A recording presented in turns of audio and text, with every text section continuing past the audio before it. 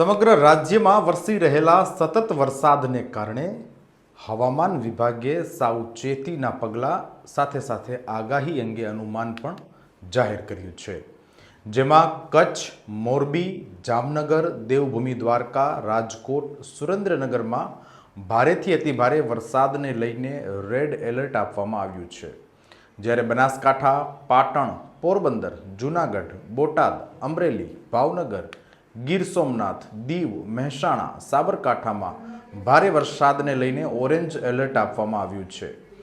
બાકીના જિલ્લાઓમાં હળવાથી મધ્યમ વરસાદને લઈને યલો એલર્ટ આપવામાં આવ્યું છે. વરસાદી આગાહી અંગે હવામાન વિભાગે આપેલા સંકેતોની આજે આપણે વાત કરવી છે. નમસ્કાર, હું છું રિયાઝ, સ્વરાજમાં આપ સૌનું સ્વાગત છે. સૌ પ્રથમ વાત કરીએ બનાસકાંઠા જિલ્લાની, તો 24 કલાકમાં મેઘરાજાએ બનાસકાંઠામાં ભૂક્કા બોલાવી દીધા છે. બનાસકાંઠાના સુઈ ગામમાં 16 ઇંચ વરસાદથી તારાજી સર્જાય છે. ભારે પવન, ગાજવીજ અને વીજળીના ચમકારા સાથે ખાબકેલા વરસાદથી લોકો ભયમાં મુકાયા હતા. સુઈગામ તાલુકામાં અનેક વિસ્તારોમાં પાણી ભરાતા લોકોને હાલાકી ભોગવવી પડી છે. ભારે વરસાદ અને પવન સાથે અનેક વૃક્ષો પડી ગયા છે અને ખેતરો બેટમાં ફેરવાયા છે. બનાસકાંઠાના સુઈગામમાં છેલ્લા 24 કલાકમાં 16 ઇંચ કરતાં વધારે વરસાદ ખાબકતા સર્વત્ર જળબંબાકાર સર્જાયો છે. સમગ્ર પંથકનું તમામ પાણી નડાબેટ રણ વિસ્તારમાં સમાતા અહીં રણમાં દરિયાના મોજા ઉછળતા હોય એવો માહોલ સર્જાયો છે, જ્યારે નડાબેટ ટુરિઝમ સાઇટ પણ પાણીમાં ગરકાવ થઈ ગઈ છે. ભારે પવન સાથે વરસી રહેલા વરસાદે ઘણા ગામડામાં વિનાશ વેર્યો છે. બનાસકાંઠા જિલ્લામાં હવામાન વિભાગની આગાહી મુજબ વરસાદ યથાવત રહેવાની સંભાવના છે. પરિસ્થિતિને ધ્યાનમાં રાખીને વહીવટી તંત્રએ સંપૂર્ણ તૈયારીઓ કરી લીધી છે. વરસાદની સ્થિતિમાં બનાસ નદી બંને કાંઠે વહેતી થઈ છે. પરિણામે દાંતીવાડા ડેમ 74.64% સુધી ભરાયો છે. જિલ્લા વહીવટી તંત્રએ કોઈ પણ કટોકટીની સ્થિતિનો સામનો કરવા માટે એનડીઆરએફ અને એસડીઆરએફની ટીમો તૈનાત કરી છે. સુઈગામ તાલુકામાં ભારે વરસાદની સ્થિતિને ધ્યાનમાં રાખીને એનડીઆરએફની એક ટીમ તૈનાત કરવામાં આવી છે. થરાદ ખાતે એસડીઆરએફની એક ટીમ તૈનાત રાખવામાં આવી છે. વહીવટી તંત્ર દ્વારા એનડીઆરએફ અને એસડીઆરએફની કુલ 2 ટીમો સ્ટેન્ડ બાય મોડમાં રાખવામાં આવી છે. કોઈ પણ આપત્તિજનક સ્થિતિમાં આ ટીમો તાત્કાલિક મદદ માટે સજ્જ રહેશે. રણમાં ભરાયેલા વરસાદી પાણી દરિયાના મોજાઓની જેમ રસ્તા પર ઉછળતા અદ્ભુત દ્રશ્યો માણવા માટે સ્થાનિક લોકો માટે મોટી સંખ્યામાં એકત્રિત થયા હતા. સામાન્ય રીતે સૂકો રહેતો રણ પ્રદેશ ભારે વરસાદને કારણે જળબંબાકાર બની ગયો છે. પાણીની લહેરો અને પવનના કારણે આ વિસ્તાર દરિયા કિનારા જેવો લાગી રહ્યો છે. બનાસકાંઠામાં અતિ ભારે વરસાદને પગલે સુઈગામ તાલુકાના જળોયા અને ભરડવાની પરિસ્થિતિ અતિ ગંભીર બની છે. ભરડવા ગામમાં 700 જેટલા ઘરોમાં પાણી ઘૂસ્યું છે, જ્યારે નડાબેટ સંપર્ક વિહોણું બન્યું છે. સાંતલપુરથી કચ્છ જતા નેશનલ હાઈવે ઉપર ભારે વરસાદને કારણે રોડ પર પાણી ભરાઈ જતા વાહન ચાલકો મુશ્કેલીમાં મુકાયા હતા.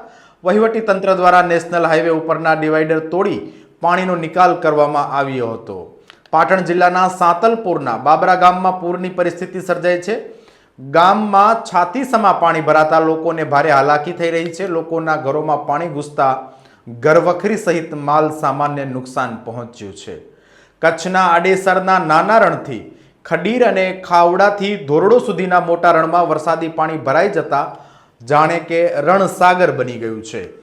એક તરફ અરબ સાગર અને બીજી બાજુ રણમાં વરસાદી જળ ભરાવ થતા સફેદ રણમાં પાણી ભરાઈ જતા ધોરડો સફેદ રણ પાસેના વોચ ટાવર સુધી અત્ર તત્ર સર્વત્ર પાણી ફેલાઈ ચૂક્યું છે.